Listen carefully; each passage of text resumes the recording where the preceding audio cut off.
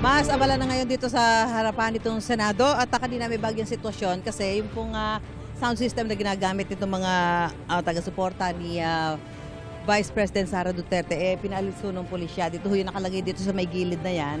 Kung nakikita nyo sa may likuran ko, yung may police mobile, yan yung nakapwesto kanina yung truck na yon na may sound system. Pero pinaliso yan ng mga pulisya at pinalipat. Pero pinapayagan naman po yung mga taga-suporta ni Vice President Sara Duterte na manatili dito sa harapan po ng gate. Ayan.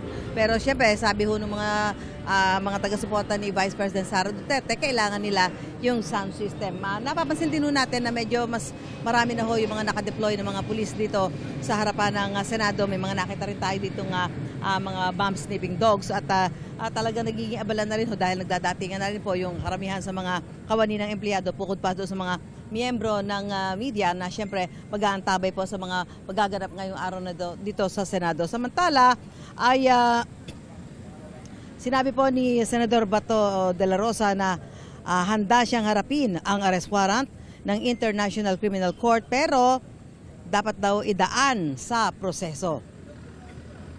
As I've said, haharapin ko yan kung idaan lang nila sa proseso. Kung merong totoong warrant of arrest, dalhin nila sa local court, ayusin nila, then uusapan natin at haharapin namin yan.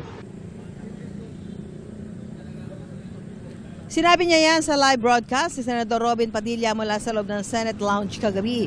Kasama nila ang iba pang Duterte Black members na sina Senador Bongo at Senadora Amy Marcos. Naroon sila matapos isailalim ng Senado sa protective custody si De La Rosa kasunod ng tangkang pagsisilbi ng NBI ng warrant of arrest mula sa ICC. Ipagbibigay alam naman daw ng NBI sa DOJ, Philippine Center for Transnational Crime at Interpol ang nangyari.